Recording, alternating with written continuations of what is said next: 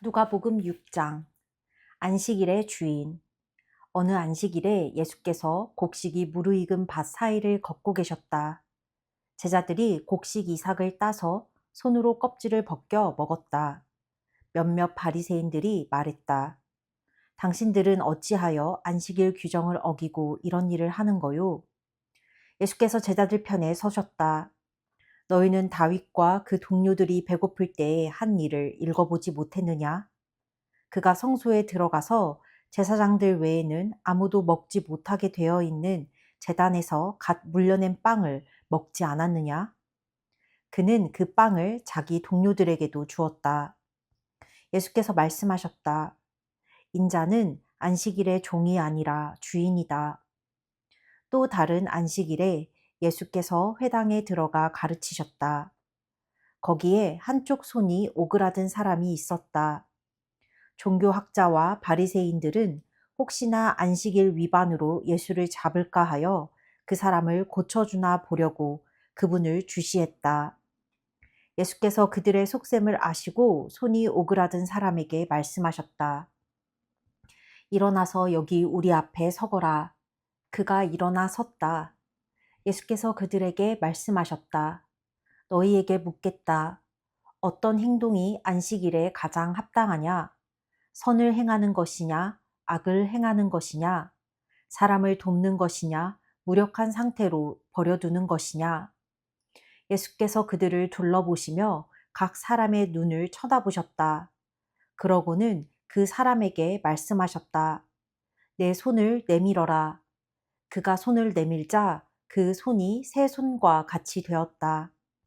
그들은 화가 잔뜩 나서 어떻게 하면 예수께 보복할 수 있을지를 모의하기 시작했다. 12사도를 임명하시다.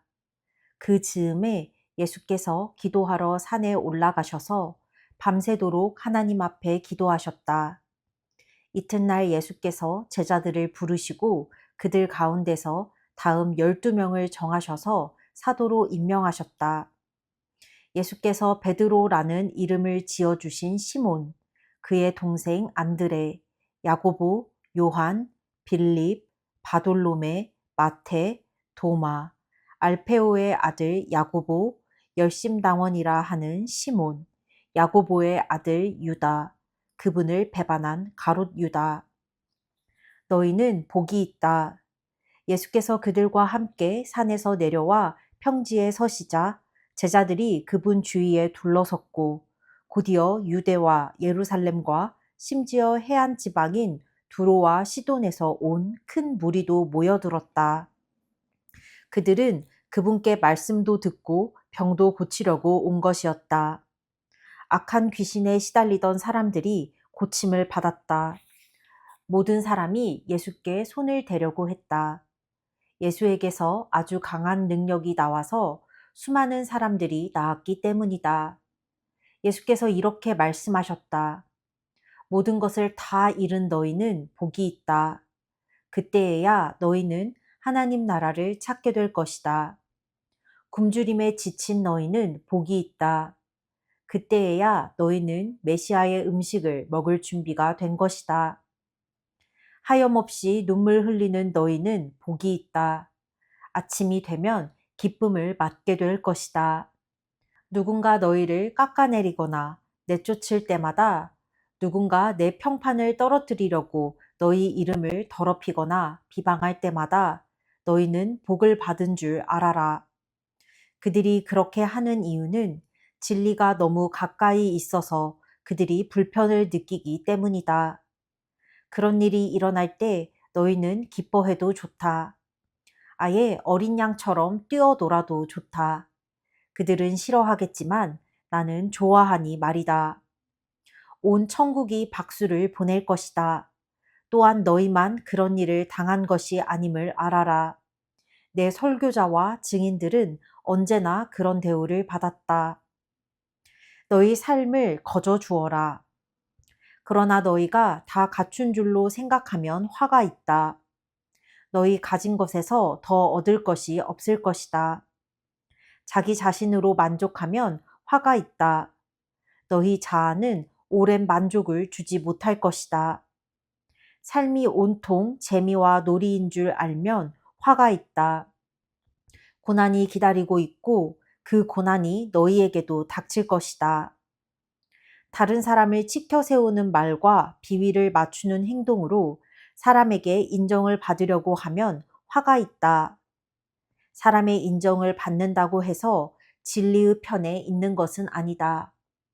얼마나 많은 악당 설교자들이 너희 조상의 인정을 받았는지 생각해 보아라. 너희가 할 일은 진실하게 사는 것이지 인기를 얻는 것이 아니다. 진실을 맞아들일 준비가 된 너희에게 내가 말한다. 너희 원수를 사랑하여라.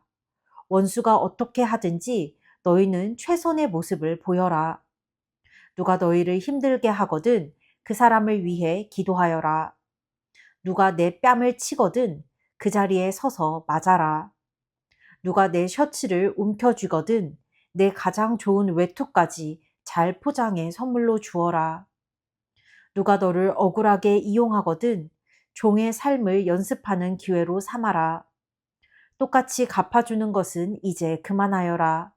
너그럽게 살아라. 여기 간단하고 유용한 행동 지침이 있다.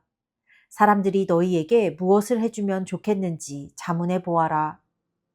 그리고 너희가 먼저 그들에게 그것을 해주어라. 너희가 사랑할 만한 사람만 사랑하면 칭찬을 바랄 수 있겠느냐? 그것은 죄인도 늘 하는 일이다. 너희가 너희를 돕는 사람만 돕는다면 상급을 바랄 수 있겠느냐? 그것은 죄인도 흔히 하는 일이다. 너희가 받을 것을 바라고 베푼다면 그것을 베품이라 할 수 있겠느냐? 아주 인색한 전당포 주인도 그 정도는 한다. 내가 너희에게 말한다. 너희 원수를 사랑하여라. 보상을 바라지 말고 돕고 베풀어라. 내가 장담한다. 절대로 후회하는 일은 없을 것이다. 우리가 최악의 상태에 있을 때에도 하나님께서 우리를 향해 너그럽고 인자하신 것처럼 너희도 하나님이 주신 너의 신분에 합당하게 살아라. 우리 아버지께서 친절하시니 너희도 친절하여라. 사람들의 흠을 들추어내거나 실패를 꼬집거나 잘못을 비난하지 마라. 너희도 똑같은 대우를 받고 싶지 않거든 말이다. 의기소침해 있는 사람을 정죄하지 마라. 그 가혹한 태도는 부메랑이 되어 너희에게 되돌아올 것이다. 사람들을 너그럽게 대하여라. 그러면 삶이 한결 여유로워질 것이다. 너희 삶을 거저 주어라. 그러면 삶을 돌려받게 될 것이다. 돌려받는 정도가 아니라 축복까지 덤으로 받게 될 것이다. 받는 것보다 주는 것이 더 낫다. 베품은 베품을 낳는다. 예수께서 속담을 들어 말씀하셨다.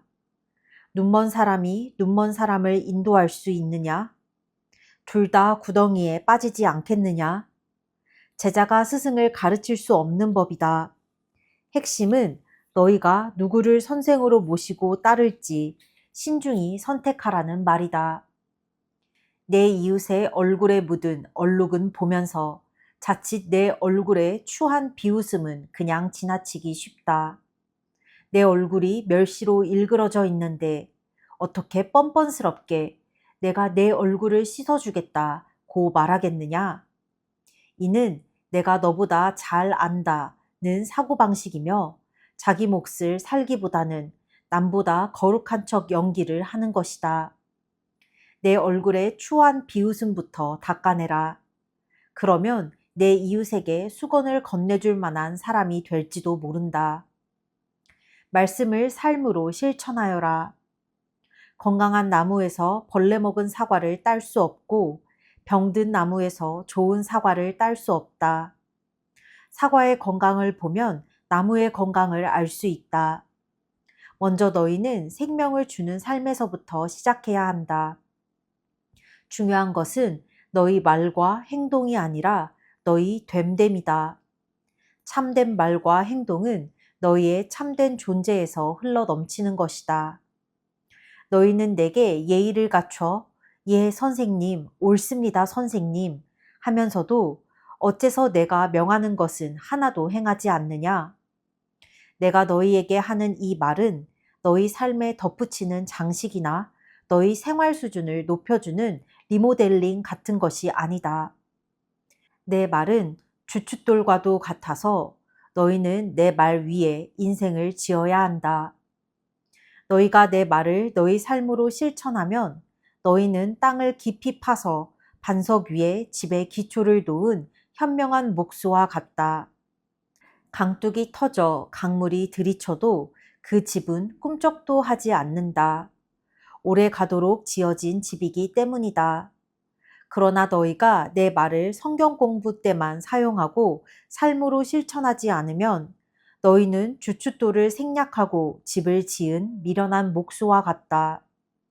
강물이 불어 집에 들이치자 그 집은 맥없이 무너지고 말았다. 완전히 유실되고 말았다. 누가복음 7장.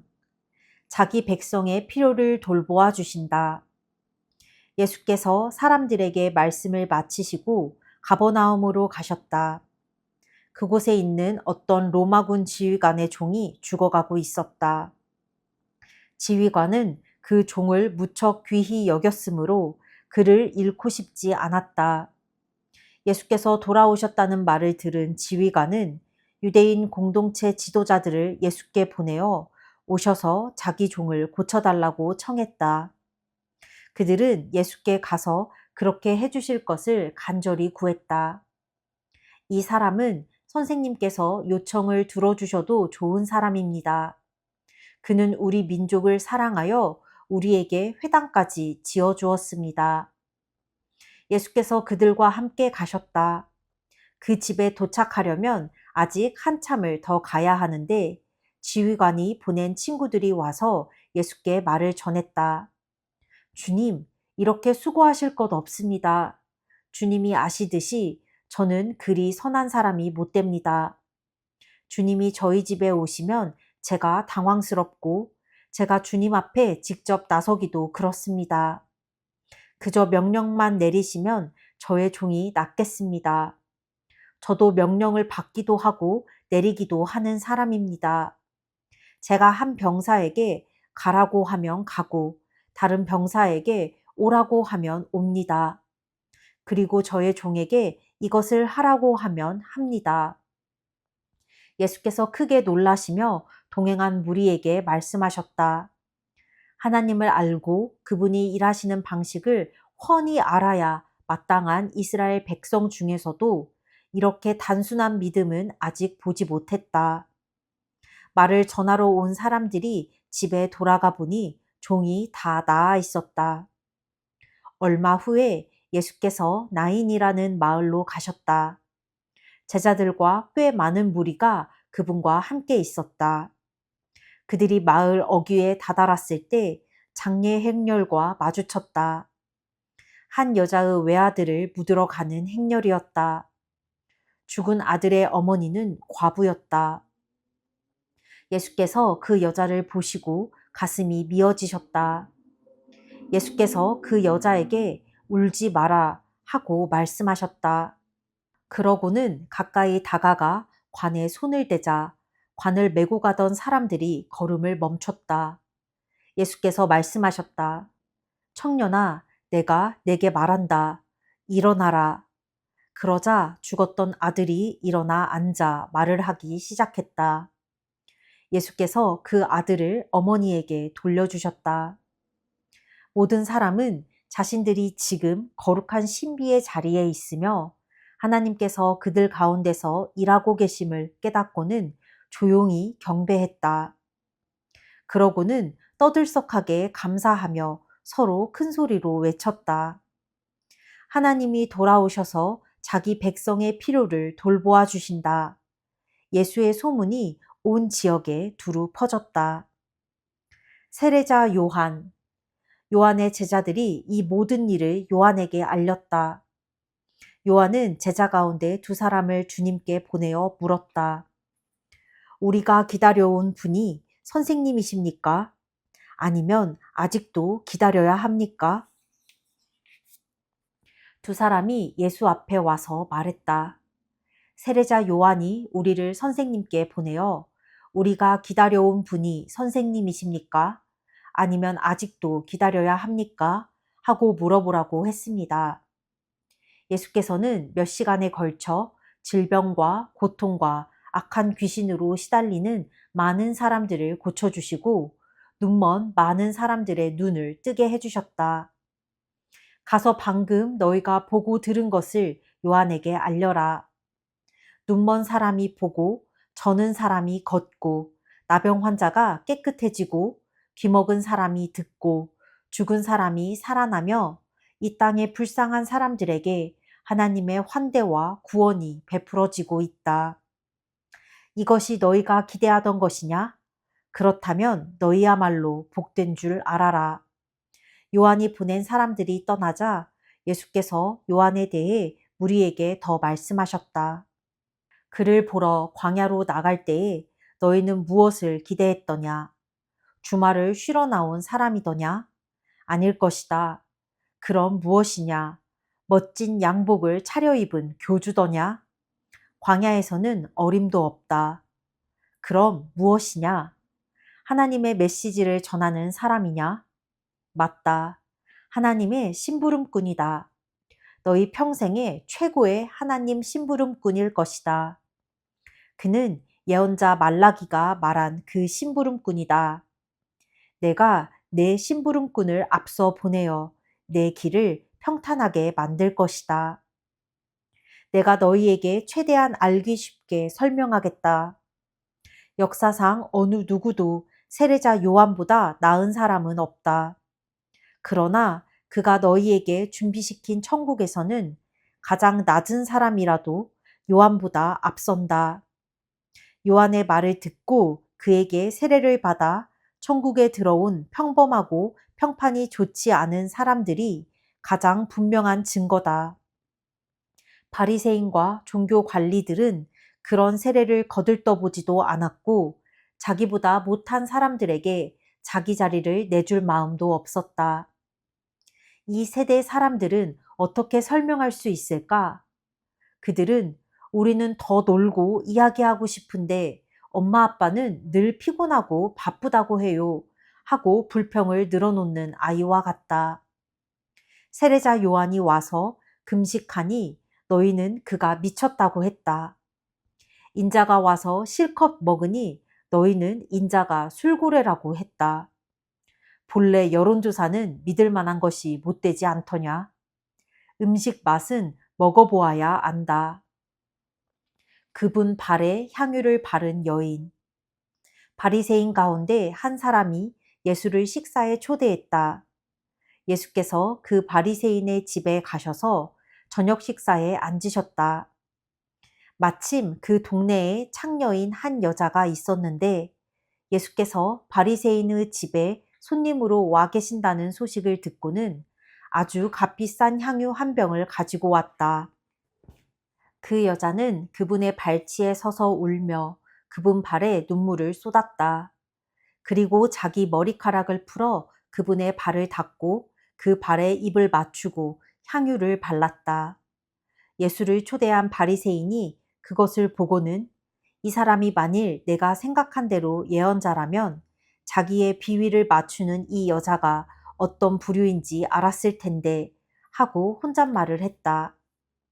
예수께서 그에게 말씀하셨다. 시몬아, 내가 너에게 할 말이 있다.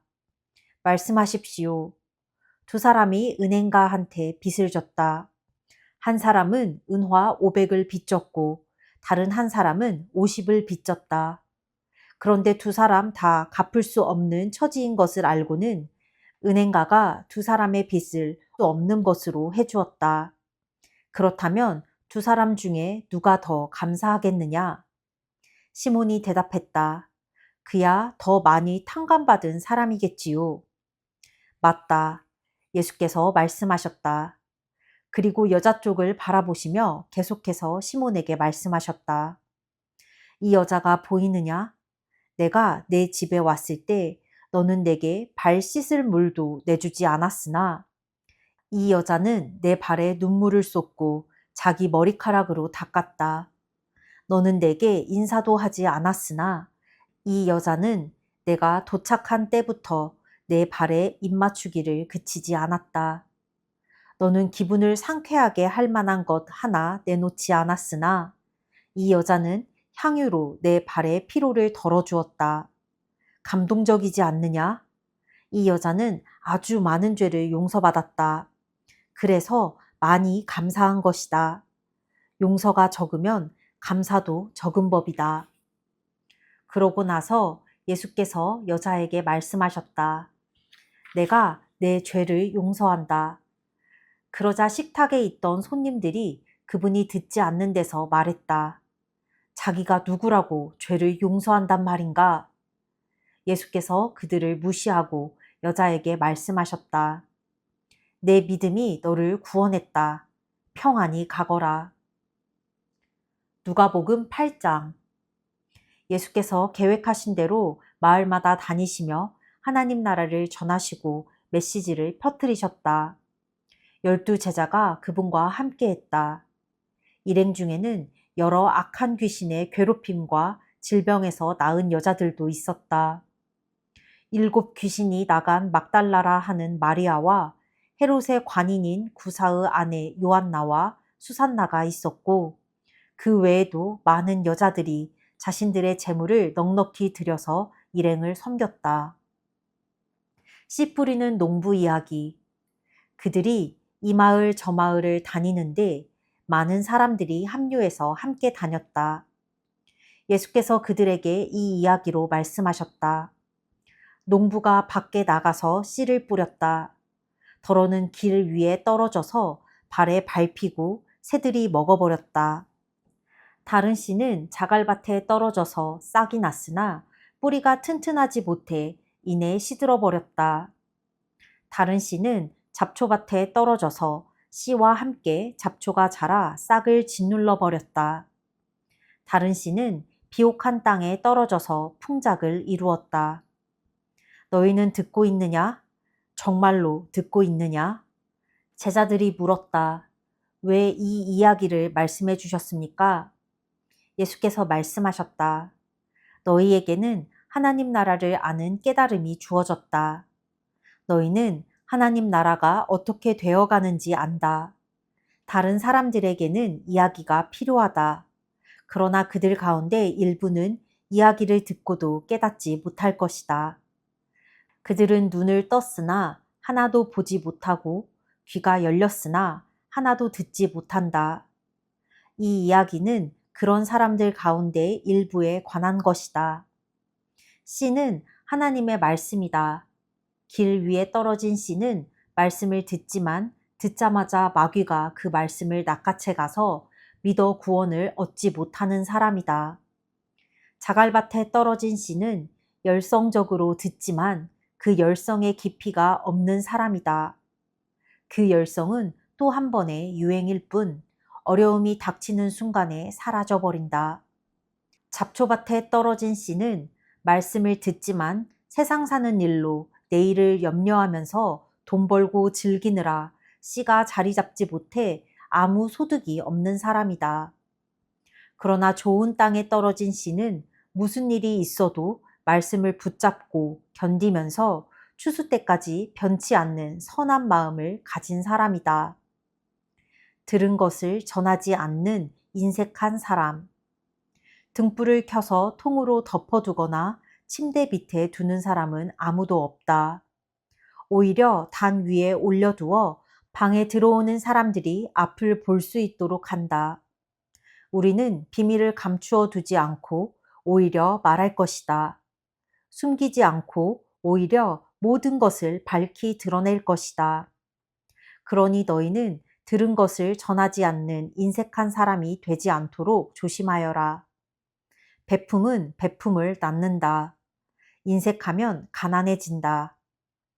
예수의 어머니와 형제들이 왔으나 무리 때문에 그분께 가까이 갈 수 없었다. 그분께 전갈이 왔다.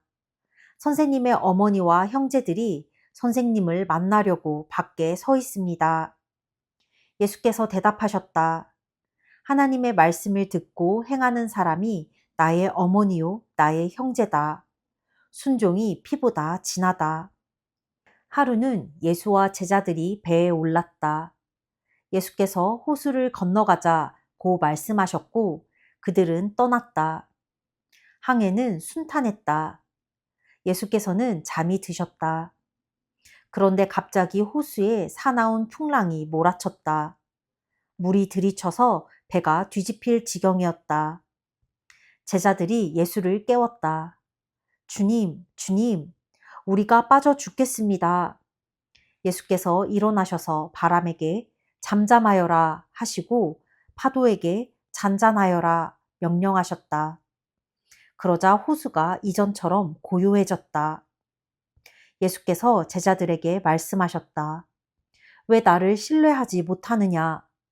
그들은 너무도 두려워서 어찌할 바를 모른 채 겨우 입을 열었다. 도대체 이분은 누구신가? 이분의 명령에 바람과 파도도 복종하다니. 거라사의 귀신 들린 사람. 그들은 배를 타고 갈릴리 바로 맞은편에 있는 거라사 사람들의 지방으로 갔다.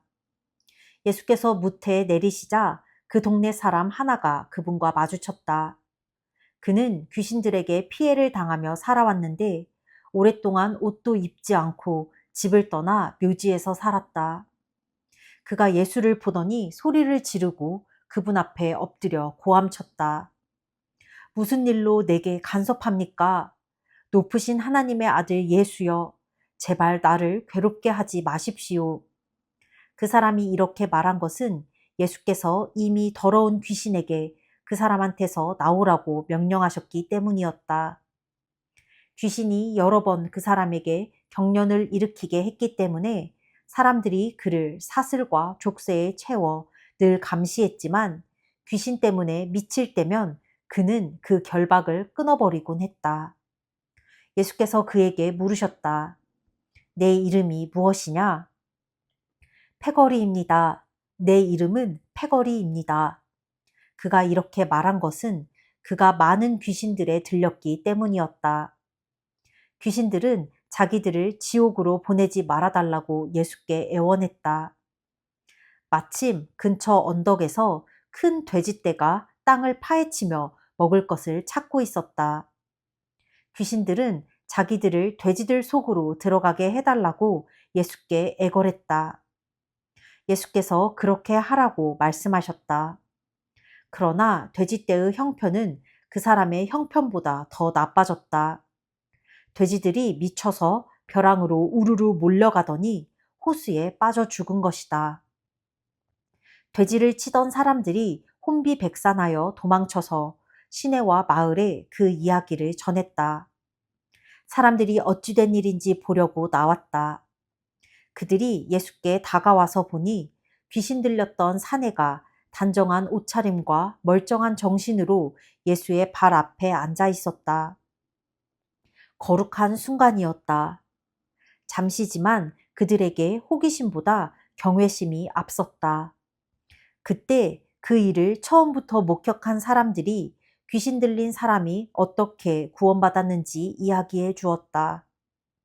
그 후에 거라사 지방에서 온 많은 사람들이 예수께 그곳을 떠나달라고 요청했다. 그들은 너무 엄청나고 갑작스러운 변화가 두려웠기 때문이다. 예수께서는 다시 배를 타고 떠나셨다. 귀신한테 놓인 사람이 자기도 함께 가게 해달라고 간청했으나 예수께서는 그를 돌려보내며 말씀하셨다. 집으로 가서 하나님께서 내게 행하신 일을 전부 말하여라. 그는 돌아가서 예수께서 자기에게 행하신 모든 일을 온 동네에 전했다. 믿음의 모험. 예수께서 오시자 무리가 그분을 반겼다. 그들 모두가 거기서 예수를 기다리고 있었다. 그때 야이로라는 사람이 예수께 다가왔다. 회당장인 그는 예수의 발 앞에 엎드려 자기 집에 가 주시기를 애원했다. 12살 난 그의 외동딸이 죽어가고 있었기 때문이다. 예수께서 밀고 당기는 무리를 해치며 그와 함께 가셨다. 그날 무리 가운데 12년 동안 혈루증으로 고생한 여자가 있었다. 그 여자는 가지고 있던 돈을 의사한테 전부 썼으나 어느 누구도 그녀에게 도움이 되지 못했다. 여자는 뒤에서 슬그머니 다가가 예수의 옷자락을 만졌다. 그 순간에 출혈이 멈추었다. 예수께서 말씀하셨다. 누가 내게 손을 대었느냐? 아무도 나서지 않자 베드로가 말했다. 주님, 수많은 사람들이 우리를 애워싸고 있습니다. 손을 댄 사람이 수십 명은 될 것입니다. 예수께서는 그냥 지나치지 않으셨다. 내게 손을 댄 사람이 있다. 내게서 능력이 빠져나간 것을 내가 안다. 더 이상 숨길 수 없게 된 여자는 떨며 그분 앞에 무릎을 꿇었다. 여자는 자신이 왜 그분께 손을 댔으며 그 순간 어떻게 병이 나았는지 사람들이 다 보는 앞에서 털어놓았다. 예수께서 말씀하셨다. 딸아, 너는 나를 신뢰하는 믿음의 모험을 했고 이제 다 나아서 온전해졌다. 잘 살아라. 복되게 살아라. 예수께서 아직 말씀하시는 중에 회당장의 집에서 사람이 와서 회당장에게 말했다. 따님이 죽었습니다. 이제 선생님을 괴롭게 해드릴 일이 없습니다. 예수께서 그 말을 들으시고 말씀하셨다. 당황하지 마라. 나만 신뢰하여라. 그러면 다 잘 될 것이다. 집으로 들어가며 예수께서는 베드로와 요한과 야고보 그리고 아이의 부모 외에는 아무도 들어오지 못하게 하셨다. 사람들이 모두 아이 때문에 울며 불며 슬퍼하고 있었다. 예수께서 말씀하셨다. 울지 마라. 이 아이는 죽은 것이 아니라 자고 있다. 사람들은 아이가 죽은 것을 알고 있었으므로 그분을 비웃었다. 예수께서 아이의 손을 붙잡고 외치셨다. 내 사랑하는 아이야, 일어나라. 아이는 곧바로 일어나서 다시 숨을 쉬었다. 예수께서 아이에게 먹을 것을 주라고 말씀하셨다. 아이의 부모는 기뻐서 어쩔 줄 몰라 했다. 예수께서는 이 일을 알리지 말라고 그들에게 엄히 명하셨다. 이 방에서 일어난 일을 아무에게도 말하지 마라. 누가복음 9장 12 제자를 파송하시다. 예수께서 12 제자를 부르셔서 그들에게 모든 귀신을 다루고 병을 고치는 권세와 능력을 주셨다. 예수께서 하나님 나라의 소식을 전하고 병자를 고치는 일을 제자들에게 맡기셨다. 예수께서 말씀하셨다. 잔뜩 준비하지 마라. 간소하게 하여라. 너희 자신을 준비하여라. 고급 여관도 안 된다. 적당한 곳을 찾아가 떠날 때까지 그곳으로 만족하여라. 사람들이 너희를 맞아들이지 않거든 그 마을을 떠나거라. 소란 피울 것 없다. 무시해버리고 너희의 길을 가면 된다. 제자들은 위임을 받고서 길을 나섰다. 그들은 이 마을 저 마을로 다니면서 하나님의 최신 소식, 곧 메시지를 전했고 가는 곳마다 사람들을 고쳐주었다. 통치자 헤롯은 이런 일들이 진행된다는 이야기를 듣고서 어떻게 받아들여야 할지 몰랐다. 요한이 죽은 자들 가운데서 살아났다고 말하는 사람들도 있고 엘리야가 나타났다고 말하는 사람들도 있고 또 옛 예언자가 출현했다고 말하는 사람들도 있었다. 헤롯은 말했다. 하지만 요한은 내가 목을 베어 죽였다. 그런데 계속해서 내 귀에 이야기가 들려오는 이 사람은 누구냐? 궁금한 마음에 헤롯은 예수가 활동하는 모습을 볼 기회를 노렸다. 사도들이 돌아와서 자기들이 한 일을 보고했다. 예수께서는 그들만 따로 데리고 벳세다라 하는 마을 근처로 가셨다. 그러나 무리가 눈치를 채고 따라왔다. 예수께서는 그들을 너그럽게 맞아주셨고 하나님 나라에 대해 말씀해 주셨다. 또한 치유가 필요한 사람들을 고쳐주셨다. 너희가 먹을 것을 주어라. 날이 저물자 12제자가 말했다. 무리를 보내서 근처 농가나 마을에서 하룻밤 묵을 곳과 먹을 것을 구하게 해야겠습니다. 여기는 인적 없는 외딴 곳입니다. 너희가 그들에게 먹을 것을 주어라. 예수께서 말씀하셨다. 제자들이 말했다. 우리에게 있는 것을 다 긁어 모았지만 빵 5개와 물고기 2마리 뿐입니다. 저희가 직접 읍내에 가서 모두가 먹을 만큼 음식을 사오지 않는 한 그것이 전부입니다. 모인 사람의 수가 5,000명이 넘었다. 예수께서 곧바로 제자들에게 말씀하셨다. 사람들을 50여 명씩 무리지어 앉게 하여라. 제자들은 말씀대로 했고 곧 모두가 자리에 앉았다. 예수께서 빵 5개와 물고기 2마리를 손에 들고 하늘을 우러러 감사기도를 드리고 축복하신 다음 빵과 물고기를 떼어 제자들에게 주시며 사람들에게 나눠주게 하셨다. 사람들이 모두 배불리 먹고 나서 남은 것을 거두니 12바구니가 되었다. 주님은 메시아이십니다. 한 번은 예수께서 따로 떨어져서 홀로 기도하시는데 제자들이 가까이에 있었다. 예수께서 물으셨다. 무리가 나에 대해 뭐라고 말하더냐? 나를 누구라고 하더냐? 제자들이 말했다. 세례자 요한이라고 합니다. 엘리야라고 하는 사람들도 있고 옛 예언자 가운데 한 사람이 돌아왔다고 하는 사람들도 있습니다. 그러자 예수께서 물으셨다. 그러면 너희는 나를 누구라고 말하겠느냐? 내가 누구냐? 베드로가 대답했다. 하나님의 메시아이십니다. 그러자 예수께서 그것을 비밀로 하라고 제자들에게 경계하셨다. 베드로가 한 말을 아무에게도 이야기하지 말라고 말씀하셨다. 예수께서 계속해서 말씀하셨다.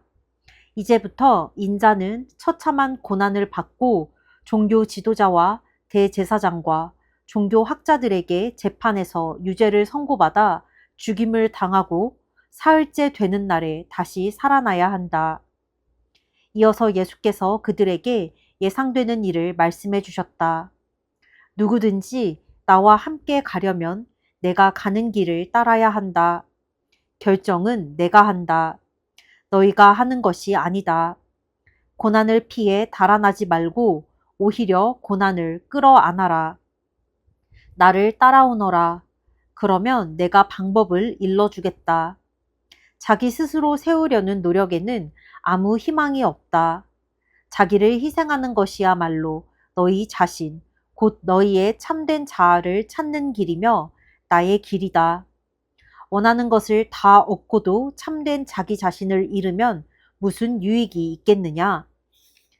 너희 가운데 누구든지 나와 너희를 인도하는 내 방식을 부끄러워하면 인자도 모든 영광에 쌓여 아버지와 거룩한 천사들과 함께 올 때 그를 더 부끄럽게 여길 줄로 알아라. 이것은 믿을 수 없는 훗날의 이야기가 아니다. 잘 알아두어라. 여기 서 있는 사람들 가운데 그런 일이 일어나는 것을 볼 사람들도 있다. 그들은 자기 눈으로 하나님 나라를 볼 것이다. 영광 가운데 계신 예수. 그 말씀을 하시고 여드레쯤 지나서 예수께서 베드로와 요한과 야고보를 데리고 기도하러 산에 올라가셨다. 기도하는 중에 그분의 얼굴 모습이 변하고 그분의 옷이 눈부시게 하얘졌다. 동시에 2사람이 거기서 예수와 이야기하고 있었다. 알고 보니 그들은 모세와 엘리야였다. 그들의 모습이 몹시 영광스러웠다. 그들은 예수께서 예루살렘에서 이루실 일, 곧 그분의 떠나심에 대해 이야기를 나누었다. 한편 베드로와 그 일행은 잠에 취해 있었다. 그들이 깨어 눈을 비비며 보니 예수께서 영광 가운데 계시고 그 곁에 2사람이 서 있는 것이 보였다. 모세와 엘리야가 떠난 뒤에 베드로가 예수께 말했다. 주님, 지금은 중대한 순간입니다. 기념비 셋을 세우는 것이 어떻겠습니까? 하나는 주님을 위해, 하나는 모세를 위해, 하나는 엘리야를 위해서 말입니다. 이것은 베드로가 무심코 내뱉은 말이었다. 베드로가 이렇게 말을 하고 있는데 비처럼 환한 구름이 그들을 덮었다. 구름 속에 묻히자 그들은 하나님을 깊이 느끼게 되었다. 그때 구름 속에서 한 음성이 들려왔다. 이는 내 아들, 내가 택한 자다. 그의 말을 들어라. 그 음성이 사라지자 그곳에 예수만 홀로 계셨다. 그들은 한동안 할 말을 잃은 채로 있었다.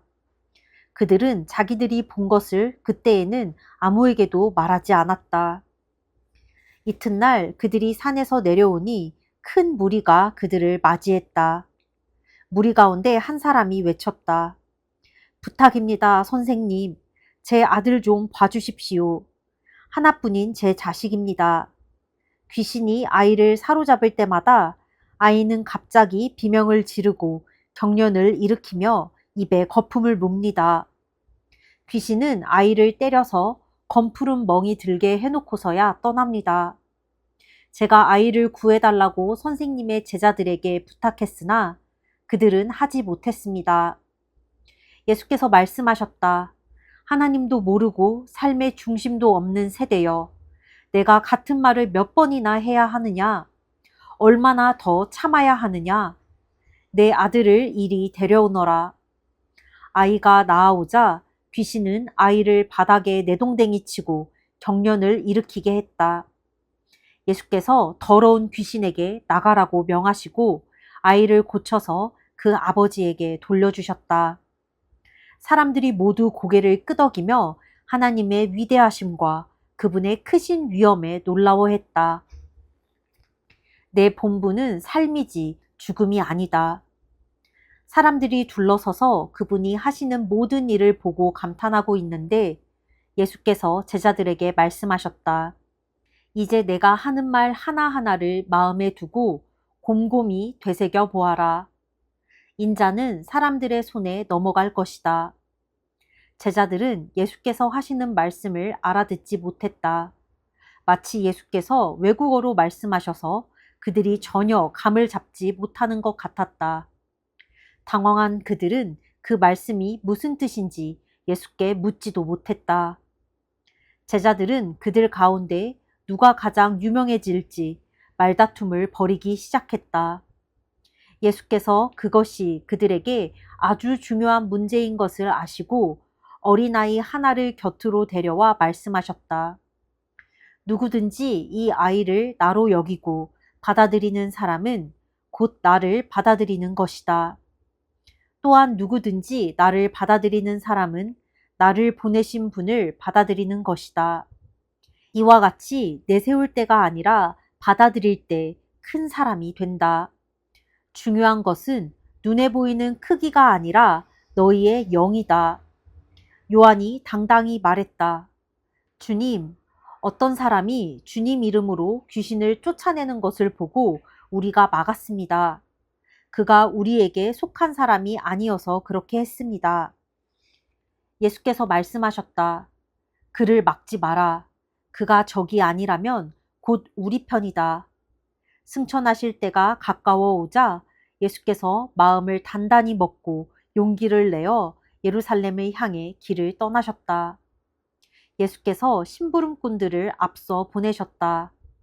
그들은 그분을 맞을 곳을 준비하려고 사마리아의 어느 마을로 갔다. 그러나 그분의 행선지가 예루살렘이라는 것을 안 사마리아 사람들은 그분을 맞아들이지 않았다. 제자인 야고보와 요한이 그 이야기를 듣고 말했다. 주님, 우리가 하늘에서 번갯불을 내려오게 해서 저들을 태워버릴까요? 예수께서 그들을 꾸짖으셨다. 옳지 않다. 그들은 다른 마을로 발걸음을 옮겼다. 길을 가고 있는데 어떤 사람이 자기도 함께 가도 되는지 물었다. 그는 어디든지 주님과 함께 가겠습니다. 하고 말했다. 예수께서 잘라 말씀하셨다. 고생할 각오가 되어 있느냐? 너도 알다시피 우리가 묵는 곳은 인류 호텔이 아니다. 예수께서 또 다른 사람에게 말씀하셨다. 나를 따라오너라. 그가 말했다. 그렇게 하겠습니다. 하지만 며칠 말미를 주십시오. 아버지 장례 준비를 해야 합니다. 예수께서 거절하셨다. 중요한 일이 먼저다. 내 본분은 삶이지 죽음이 아니다. 삶은 긴박하다. 하나님 나라를 알려라. 그때 또 다른 사람이 말했다. 주님, 저는 주님을 따라갈 준비가 되었습니다. 하지만 먼저 집에 정리할 일이 있으니 허락해 주십시오. 예수께서 말씀하셨다. 머뭇거리지 마라. 뒤돌아보지도 마라. 하나님 나라를 내일로 미룰 수는 없다. 오늘 기회를 잡아라. 누가복음 10장. 이리떼 가운데 있는 어린 양. 그 후에 주님께서 70명을 뽑으시고 앞으로 그분이 가시려는 모든 성읍과 지역으로 그들을 둘씩 짝지어 보내셨다. 예수께서 그들에게 당부하셨다.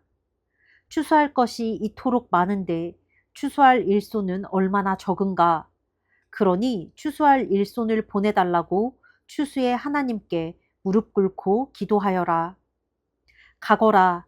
그러나 조심하여라. 이것은 위험한 일이다. 너희는 이리떼 가운데 있는 어린 양들 같다. 짐을 가볍게 하고 다녀라. 빛과 칫솔이면 된다. 그 이상은 필요 없다. 길에서 만나는 모든 사람과 노닥거리거나 잡담하지 마라.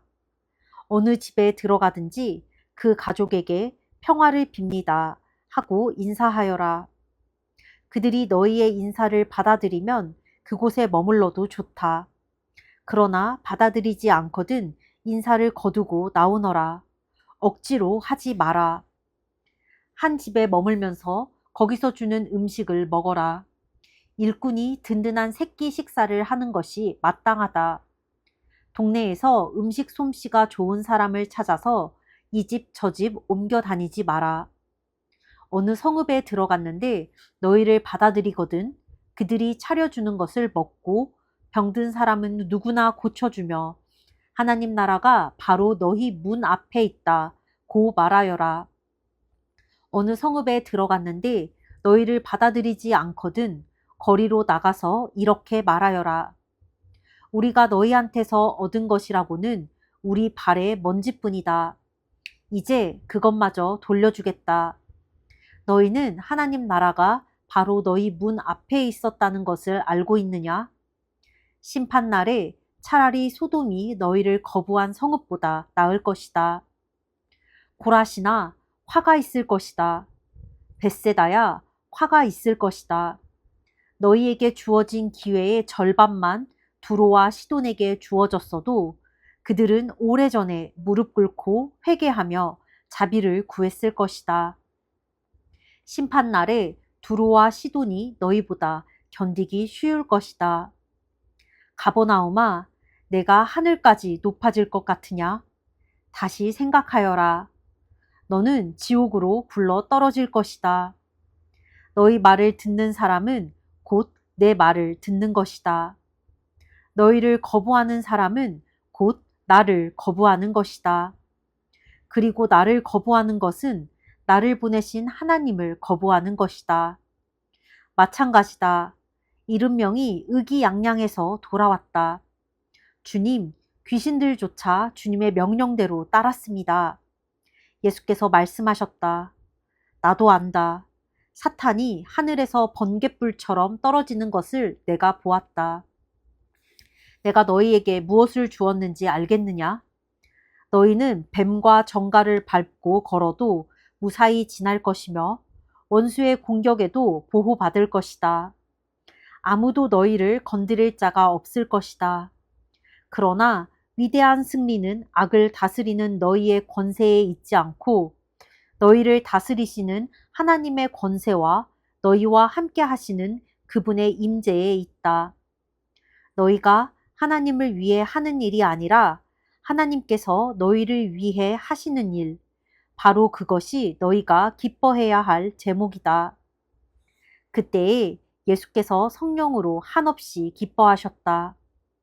하늘과 땅의 주인이신 아버지, 이것을 다 아는 채 하는 사람들에게 숨기시고 천진난만한 초보자들에게 보여주시니 감사합니다. 그렇습니다, 아버지. 아버지께서는 이렇게 하기를 기뻐하셨습니다. 나는 아버지에게서 이 모든 것을 받았습니다. 오직 아버지만이 아들이 누구인지 아시며 오직 아들만이 아버지가 누구신지 압니다. 아들은 자기가 원하는 사람 누구에게나 아버지를 소개할 수 있습니다. 그러고 나서 예수께서 제자들에게 따로 은밀히 말씀하셨다. 너희가 지금 보고 있는 것을 보는 눈은 복이 있다. 많은 예언자와 왕들이 너희가 지금 보는 것을 보고 너희가 지금 듣는 것을 들을 수만 있었다면 자신의 오른팔이라도 내놓았을 것이다.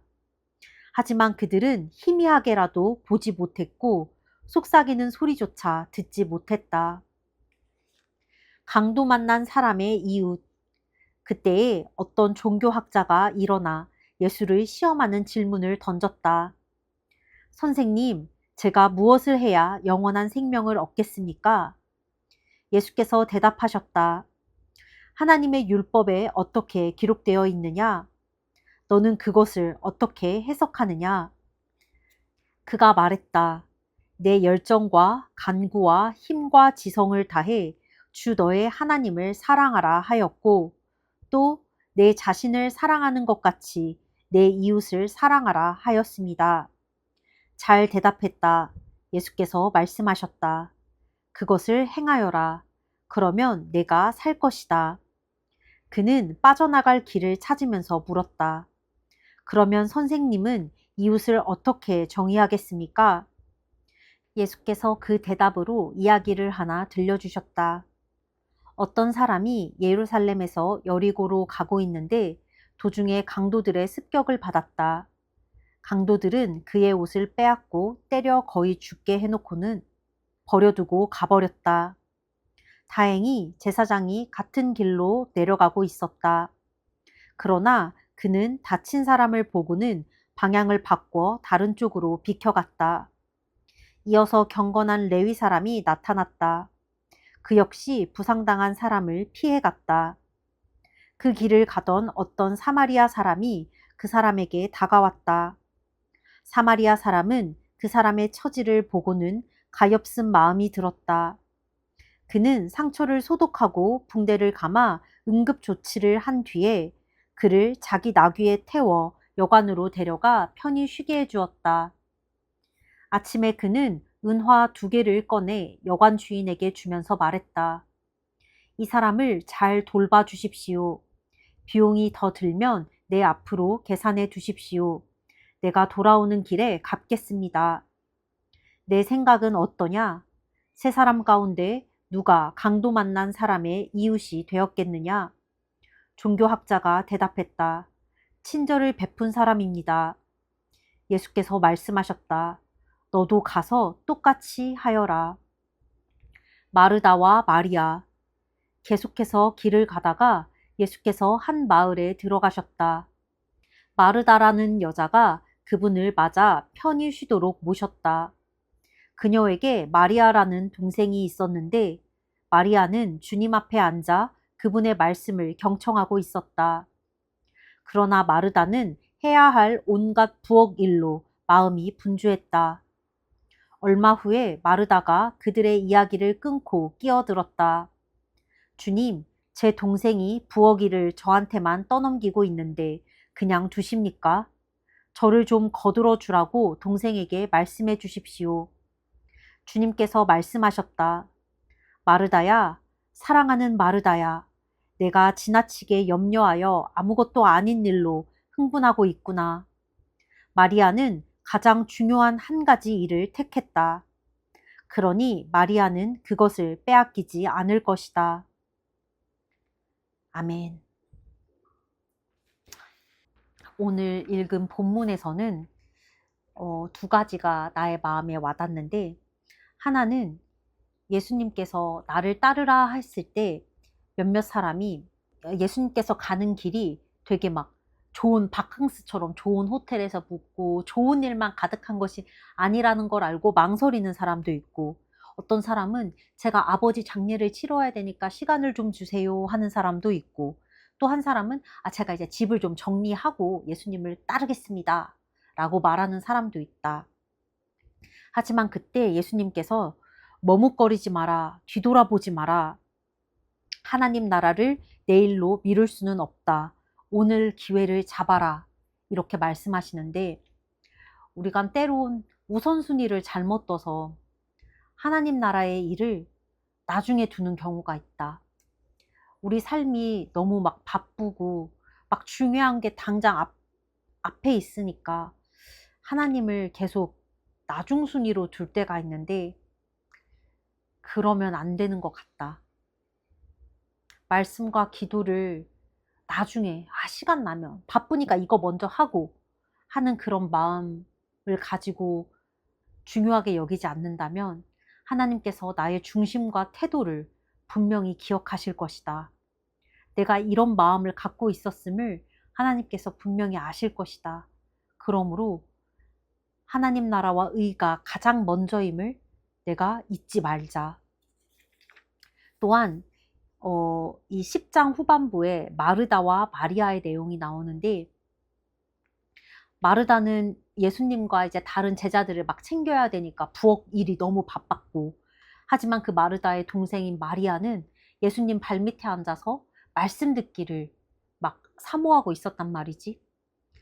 마르다는 솔직히 마리아 네가 좀 와서 도와야 될 거 아니야, 지금 여기 너무 바쁜데 너 지금 거기서 뭐 하는 거야 라고 말할 수 있다. 솔직히 인간적인 마음으로는 충분히 마르다가 이해가 된다. 하지만 예수님께서는 이 마리아가 자기 삶에서 가장 중요한 한 가지를 택했고, 아무리 누가 불러도 그 택한 중요한 일, 하나님 예수님의 발치에서 말씀 듣는 일을 그만두고 그것을 도우러 가지 않을 것이다 라고 말씀하신다. 어떻게 보면 나도 교회에서 일을 좀 많이 하는 사람 같았다. 그래서 좀 막 예배에 참여하거나 말씀을 듣거나 하는 사람들도 있지만, 난 뒤에서 그 모든 행사를 서포트하는 사람, 돕는 사람으로 많이 있었던 것 같은데, 언젠가 깨달음이 마리아도 필요하고 마르다도 필요하다라는 생각이 들었다. 여기서 주님께서 마르다야 너도 그거 하지 말고 여기 와서 앉아야지, 네가 틀린 거야 라고 말씀하지 않으신다. 때로는 마르다 같은 역할을 해야 되는 사람도 있고 마리아의 역할을 해야 되는 사람도 있다. 따라서 내가 마르다의 역할을 가졌을 때 그 안에서 하나님께 기도하면서 하나님의 일하심을 목도하자. 또 내가 마리아의 자리에 있을 때 그렇게 섬김의 손길에 감사할 줄 알고 그 말씀에 온전히 귀 기울여서 내 것으로 받아들이고, 또 언젠가 내가 마르다의 자리에 갈 때에 또 섬김의 자리에서 잘 섬길 수 있도록, 그렇게 각자의 자리에서도 항상 매 순간 성장할 수 있는 그런 믿음의 사람이 될 수 있도록 노력하자. 오늘 나의 느낀 점은 이것이다. 끝.